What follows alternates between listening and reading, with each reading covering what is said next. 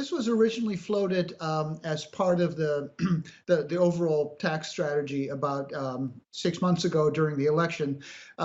Maybe some people are caught off guard a little bit by the amount, and from what I can tell, there is not a great deal of expectation that this degree of tax increase would actually be passed, but that this would be an opening salvo, if you will, to get a negotiation going in Congress. But as always, tax rates alone are not the whole picture. We've seen throughout, the history of the U.S.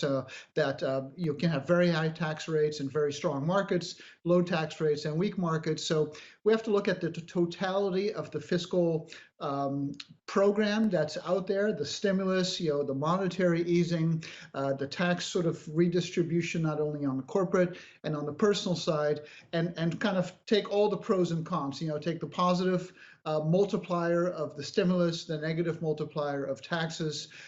And so in totality, I think this is still within kind of the range of what the original Biden administration plan was.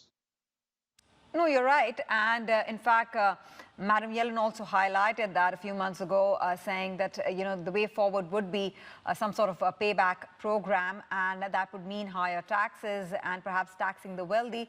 But it's really about what's priced into the markets versus what's not. And do you think these tax hikes, to whatever extent, are priced in at this stage?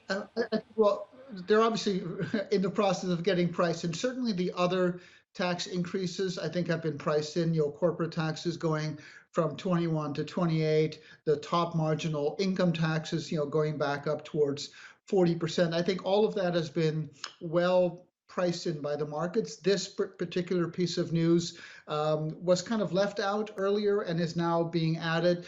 So that was still an adjustment, and you can see it in some of the really big gainers, of course, people with a lot of gains in certain assets, all of a sudden starting to price in, the likelihood of at least some increase. Maybe it won't be to 43%, maybe it's to 28%, kind of in between the 20 and the 43. But you raise a good point about what's priced in, because figuring out what's coming next is only half the battle. As you know, figuring out what's reflected already in prices is an equally important thing. And I think that's kind of where we are in the markets right now, is that, at least in the US, I know this is not the case elsewhere around the world, but, the economy is reopening, lots of people are getting vaccinated, and that reopening has been priced in, and we're seeing it with earnings. We're in the middle of earnings season now. About 120 companies out of the S&P 500 have reported very strong gains there.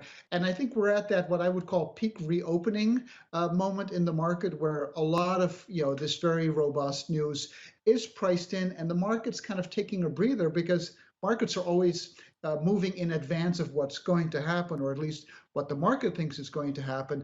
And so I do think we're kind of reaching that consolidation phase. We're seeing that in the rotation between value and growth, and especially small versus large.